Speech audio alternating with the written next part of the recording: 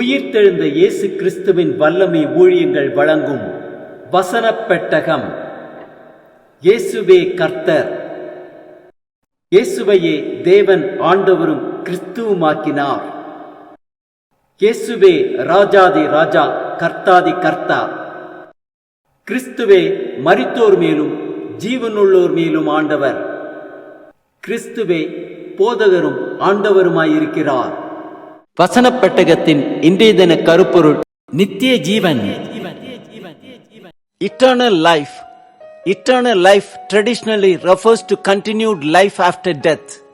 Eternal life is God's life, divine life, and it is quite different and distinct from natural, physical or human life. What the Bible says in John 3:36, we read, "Whoever believes in the Son, Jesus Christ, has eternal life." Meaning, the believer is having eternal life at present, and it is not something that starts when they die. Rather, eternal life begins the moment a person exercises faith in Christ and continues with God after his physical death. In Romans 6:23 we read, "For the wages of sin is death, but the gift of God is eternal life in Christ Jesus our Lord." Eternal life is a free gift of God to believers in Christ Jesus. Where and how to get eternal life? There is only one place where eternal life can be found is in Jesus alone, and all who possess Christ have eternal life. What will happen to those who do not have eternal life? In 1 John 5:12 says, "Whoever does not have the Son of God, Jesus Christ, does not have life." Meaning, all who are without Christ, who do not possess Christ, are spiritually dead and do not have eternal life. Now, the choice has to be made. Eternal life or eternal death. Which? Choose eternal life by confessing that Jesus is the Son of God and accepting Jesus Christ as your personal Lord and Savior in your life. And He will save your soul from eternal destruction in hell. God bless you all. ஒன்றான மெய்தேவனாகிய உம்மையும் நீர் அனுப்பினவராகிய இயேசு கிறிஸ்துவையும் அறிவதே நித்திய ஜீவன். நித்திய ஜீவனை குறித்ததான வேத வசனங்களை பார்க்கலாம்.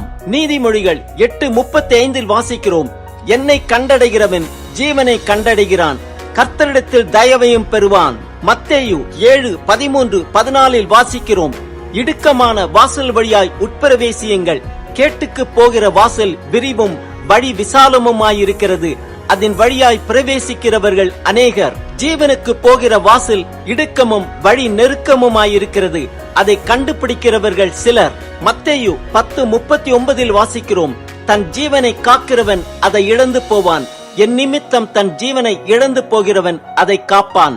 யோவான் 10:28-29-30 வாசிக்கிறோம், "நான் அவைகளுக்கு நித்திய ஜீவனை கொடுக்கிறேன், அவைகள் ஒரு காலம் கெட்டு போவதில்லை, ஒருவனும் அவைகளை என் கையிலிருந்து பறித்துக் கொள்வதும் இல்லை. அவைகளை எனக்கு தந்த என் பிதா எல்லாரிலும் பெரியவராயிருக்கிறார், அவைகளை என் பிதாவின் கையிலிருந்து பறித்துக் கொள்ள ஒருவனாலும் கூடாது, நானும் பிதாவும் ஒன்றாயிருக்கிறோம்" என்றார். யோவான் 4:14 வாசிக்கிறோம், "நான் கொடுக்கும் தண்ணீரை குடிக்கிறவனுக்கோ ஒரு காலம் தாகம் உண்டாகாது, நான் அவனுக்கு கொடுக்கும் தண்ணீர் அவனுக்குள்ளே நித்திய ஜீவ காலமாய் ஊறுகிற நீரூற்றாயிருக்கும்" என்றார். யோவான் 3:16 வாசிக்கிறோம், "தேவன் தம்முடைய ஒரே பேரான குமாரனை விசுவாசிக்கிறவன் எவனோ அவன் கெட்டு போகாமல் நித்திய ஜீவனை அடையும்படிக்கு அவரை தந்தருளி இவ்வளவாய் உலகத்தில் அன்பு கூர்ந்தார்."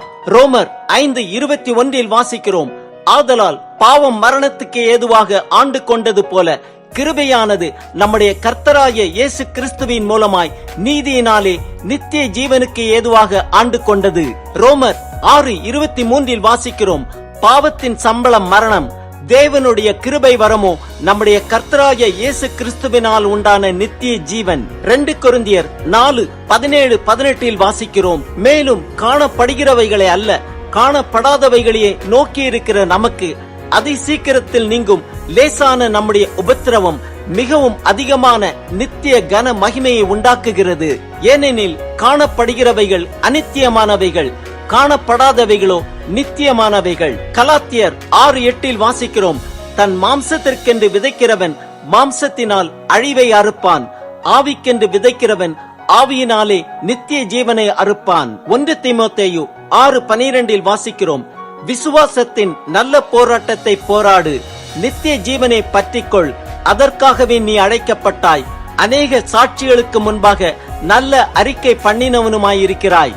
1 தீமோத்தேயு 1:16 வாசிக்கிறோம், அப்படியிருந்தும் நித்திய ஜீவனை அடையும்படி இனிமேல் இயேசு கிறிஸ்துவினிடத்தில் விசுவாசமாய் இருக்கிறவர்களுக்கு திருஷ்டாந்தம் உண்டாகும் பொருட்டு பிரதான பாவியாகிய என்னிடத்தில் அவர் எல்லா நீடிய பொறுமையையும் காண்பிக்கும்படிக்கு இரக்கம் பெற்றேன். 1 பேதுரு 5:10 வாசிக்கிறோம், கிறிஸ்து இயேசுக்குள் நம்மை தமது நித்திய மகிமைக்கு அழைத்தவராயிருக்கிற சகல கிருபையும் பொருந்திய தேவன் தாமே கொஞ்ச காலம் பாட அனுபவிக்கிற உங்களை சீர்படுத்தி ஸ்திரப்படுத்தி பலப்படுத்தி நிலைநிறுத்துவாராக. 1 யோவான் 2:17 வாசிக்கிறோம், உலகமும் அதன் இச்சையும் ஒழிந்து போம், தேவனுடைய சித்தத்தின்படி செய்கிறவனோ என்றென்றைக்கும் நிலைத்திருப்பான். 1 யோவான் 5:11 வாசிக்கிறோம், தேவன் நமக்கு நித்திய ஜீவனை தந்திருக்கிறார், அந்த ஜீவன் அவருடைய குமாரனில் இருக்கிறதென்பதே அந்த சாட்சியாம். 1 யோவான் 5:13 வாசிக்கிறோம், உங்களுக்கு நித்திய ஜீவன் உண்டென்று நீங்கள் அறியவும் தேவகுமாரனுடைய நாமத்தின் மேல் நீங்கள் விசுவாசமாய் இருக்கவும், தேவகுமாரனுடைய நாமத்தின் மேல் விசுவாசமாய் இருக்கிற உங்களுக்கு இவைகளை எழுதுகிறேன். ஆம், ஒன்றான மெய் தேவனாகிய கர்த்தரையும் அவர் அனுப்பினவராகிய இயேசு கிறிஸ்துவையும் அறிவதே நித்திய ஜீவன். விசுவாசத்தின் நல்ல போராட்டத்தை போராடுவோம், நித்திய ஜீவனை பற்றிக் கொள்வோம். ஆவிக்கென்று விதைத்து ஆவியினாலே நித்திய ஜீவனை அறுப்போம். தேவனுடைய சித்தத்தின்படி செய்து என்றென்றைக்கும் நிலைத்திருப்போம்.